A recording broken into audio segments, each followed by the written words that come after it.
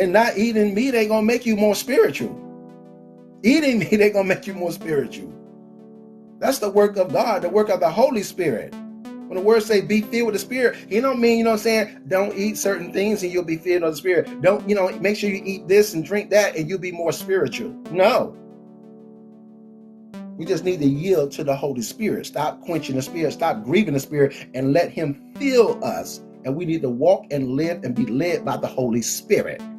We need to, submit and yield to the Spirit. We can be filled with the Spirit. You can pray and you can fast, whatever like that, but that's not the determining factor.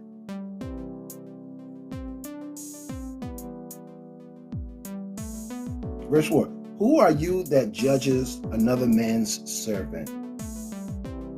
He's asking a question. He ain't accusing nobody.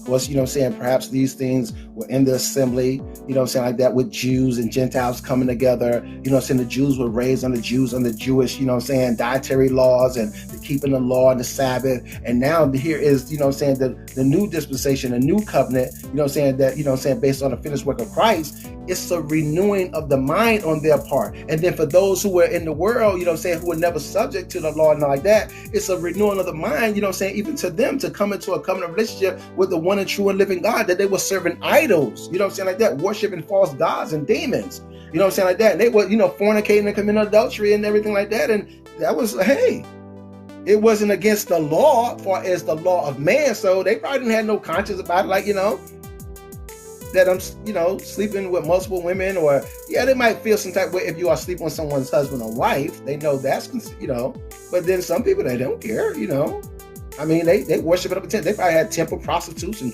all that kind of stuff. So they're coming out of the world and the world's practices and this idolatry and stuff and coming into a holy assembly. And so they're all are being, transformed by the renewing of their minds. Even those, through, the covenant of Abraham and, and Israel after the flesh, they're even having, being discipled with the doctrine of Christ, like that, the apostles' doctrine, to renew their minds. And some of them, they just couldn't get past it. They were very zealous of the law. They want to try to put the yoke on the law on all the new converts. No, and they had to let them know that no, we're not under the law. Love is a fulfilling of the law. The law is a witness and it bears witness and testimony, to Christ and, and to the new covenant. It's a witness. Out of the mouth of 2 or 3 witnesses, let every word be established. Okay? But some people, they still want to hold fast, laws and regulations and ordinances under the old covenant and trying to impose them on others. Like that. When that's not a requirement of God under the new covenant, that He said you have to keep all these 613 or whatever laws and ordinances and stuff like that. That you have to keep the Sabbath or whatever like that. No. It says right here in the chapter right back here from Romans chapter 13, verse 8. It says, owe no man anything but to love one another. Because we're not to be, have outstanding debts, but to love one another, because that's one debt we can never fully pay off and say, I paid you in love, I respond to your love, and that was it. That one time I did good, didn't I? I love you, right? That's it. No, that's a debt that we can never pay, exhaust and say, that's it. There's no more love for you. No. Owe no man anything but to love one another. For he that loves another has fulfilled the law. And that's what he's talking about.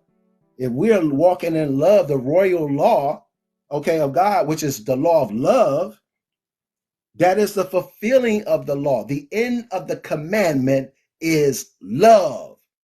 Out of a pure heart and faith unfeigned. For this, thou shalt not commit adultery. Yes. Thou shalt not kill. Thou shalt not steal. Thou shalt not bear false witness. Yes. Thou shalt not covet. And if there be any other commandment, that includes, to keep the Sabbath. And if there be any other commandment, it is briefly comprehended in this saying, namely, thou shalt love thy neighbor as thyself.